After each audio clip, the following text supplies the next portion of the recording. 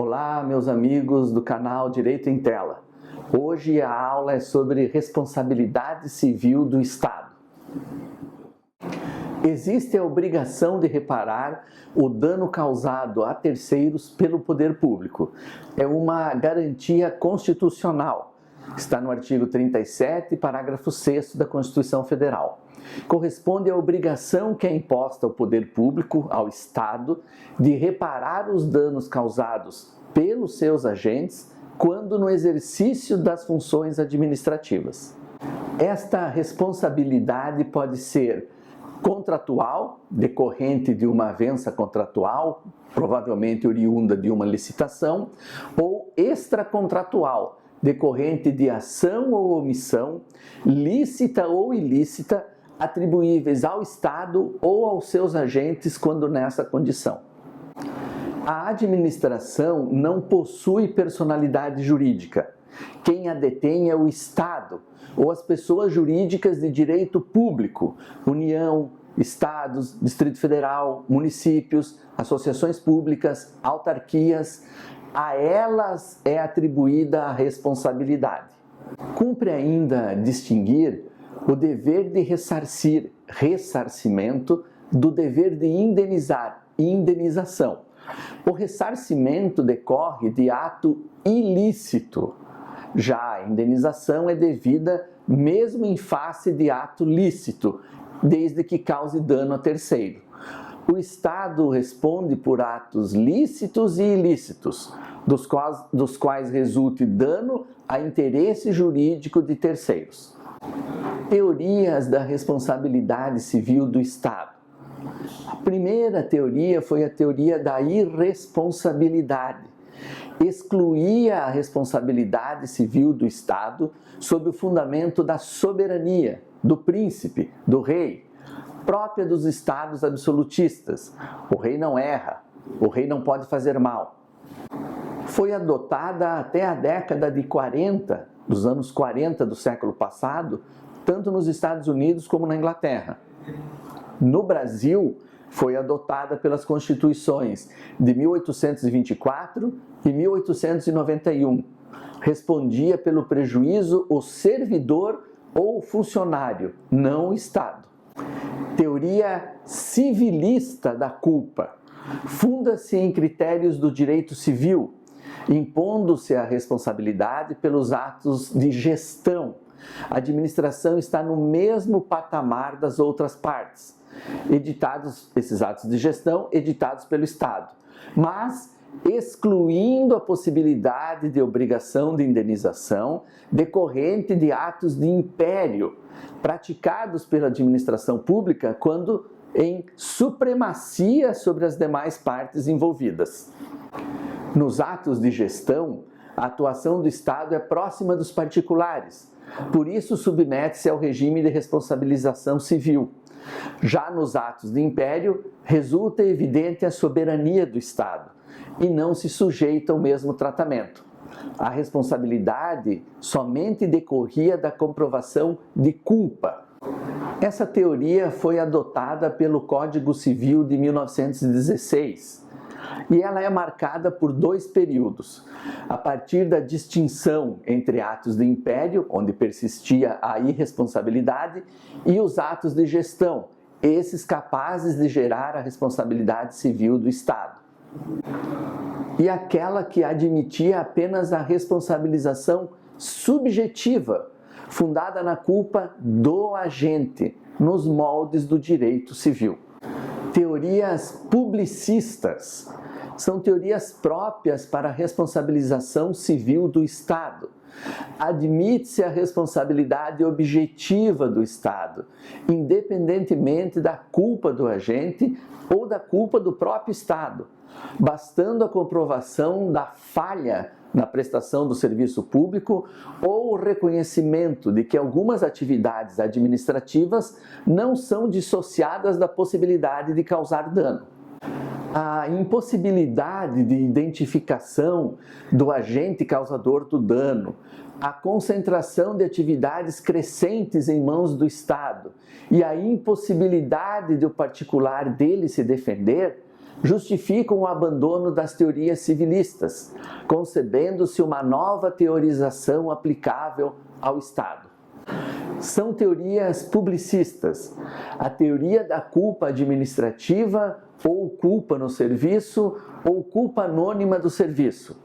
A falta do serviço passa a ser suficiente para a responsabilidade, ainda que não identificado o agente responsável pela ação. Por falta de serviço, entenda-se inexistência propriamente dita do serviço, mau funcionamento do serviço ou retardamento do serviço. Do serviço mal prestado, não prestado, decorre a possibilidade de responsabilização civil, independentemente da culpa do Estado ou do prestador do serviço público. Ainda que possa ser presumida a falta do serviço pela impossibilidade de comprovação, a responsabilidade ainda é subjetiva, já que o lesado terá que demonstrar a inadequação do serviço devido ou prestado pelo Estado. Outra teoria publicista é a teoria do risco integral.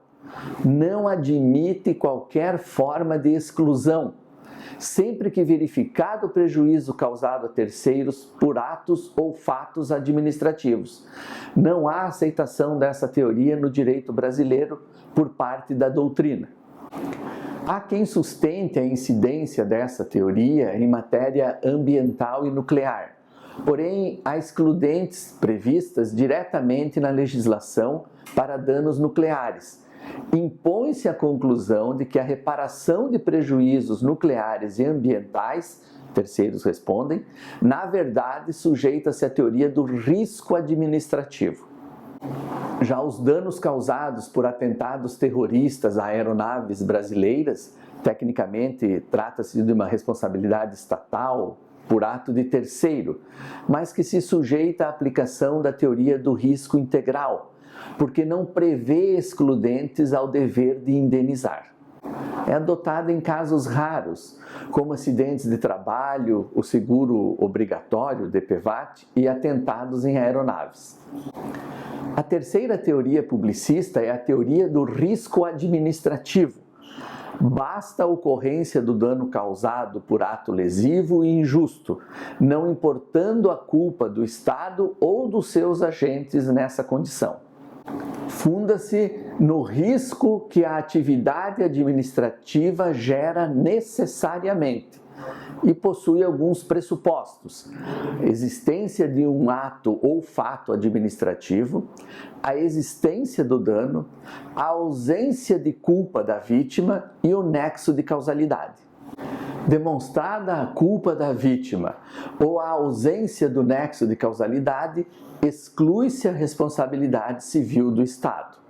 Ao contrário da teoria do risco integral, a teoria do risco administrativo não autoriza o reconhecimento inexorável da responsabilidade civil do Estado, admitindo formas de exclusão, culpa da vítima, ausência do nexo de causalidade e força maior.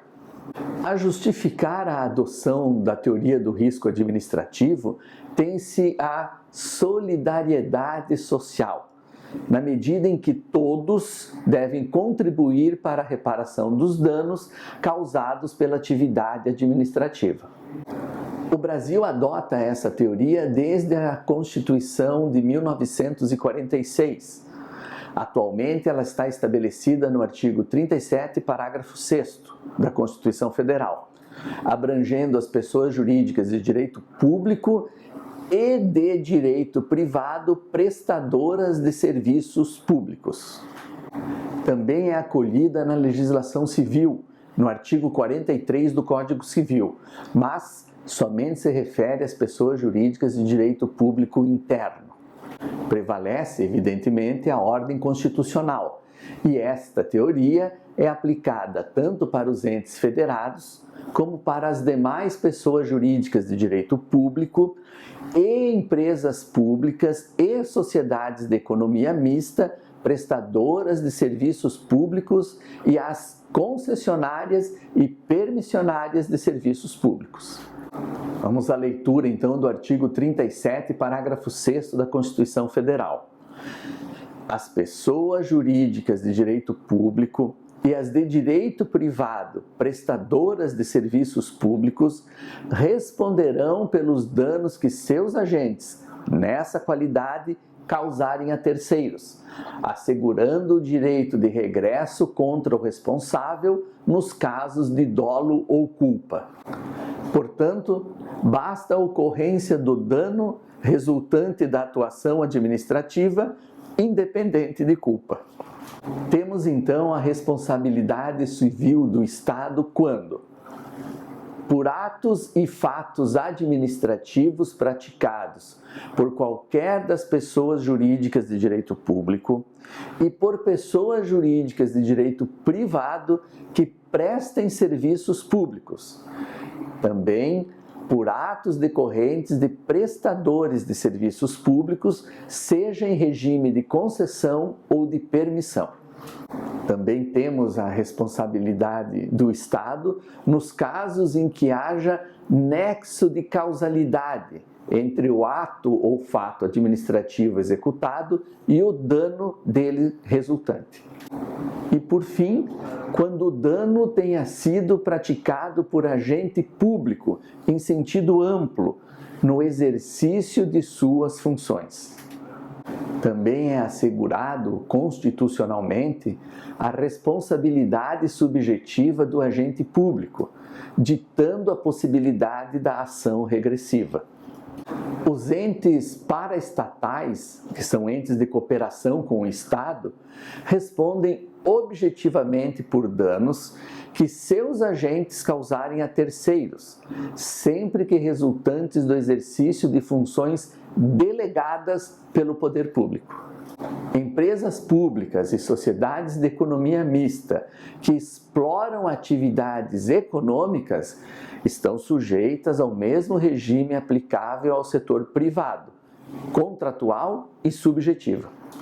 Caso tais entidades celebrem contratos privados, identificados como contratos de consumo, então responderão objetivamente, mesmo que inaplicável à regra constitucional, será objetiva a responsabilidade em razão do Código de Defesa do Consumidor e do Código Civil. Importante, respondem objetivamente as pessoas jurídicas de direito público e as pessoas jurídicas de direito privado prestadoras de serviço público. Podem as demais entidades, aquelas exploradoras de atividade econômica, sociedade de economia mista ou empresa pública, responder objetivamente por força de disposições legais infraconstitucionais, como dissemos, o Código de Defesa do Consumidor e o Código Civil. Diferença entre responsabilidade subsidiária e responsabilidade solidária. No direito administrativo brasileiro, predomina amplamente a responsabilidade subsidiária, é a regra geral. Técnica segundo a qual o legislador elege um devedor principal, o responsável direto, e define um devedor secundário, o responsável subsidiário, que só poderá ser acionado, no entanto, quanto ao resíduo indenizatório e após o esgotamento patrimonial do principal devedor. No silêncio da lei, considera-se subsidiária a responsabilidade no direito administrativo. Isso porque solidariamente não se presume, somente sendo cabível se houver expressa previsão legal. Porém, em hipóteses raríssimas, a legislação administrativa prevê a responsabilidade solidária, como no caso de contratação direta superfaturada, também é solidária a responsabilidade entre a administração pública e o contratado pelos encargos previdenciários resultantes da execução do contrato. A reparação do dano pode ser amigável, na via administrativa, ou judicial. O lesado não necessita requerer administrativamente o pagamento, podendo ajuizar a ação desde logo. Se obtida a conciliação no âmbito do processo administrativo, o pagamento poderá ser parcelado. Se a reparação envolver transferência de bem imóvel, aí irá depender de autorização legislativa. A execução da sentença seguirá a regra da Constituição Federal, no artigo 100, e no Código de Processo Civil, os artigos 534 e 535. O não pagamento ou a desatenção à ordem dos precatórios poderão ensejar a intervenção ou sequestro da quantia necessária. A eventual responsabilidade do agente somente pode ser afirmada em ação regressiva e prescreve em 5 anos a ação de reparação de danos referente à responsabilidade civil do poder público e das pessoas de direito privado prestadoras de serviço público, conforme a Lei 9494 de 1997. E então, gostou da aula? Foi útil para você? Converse com os seus amigos e nos siga lá no Facebook, no Instagram e acompanhe sempre o canal Direito em Tela no YouTube. Vem ser feliz com a gente!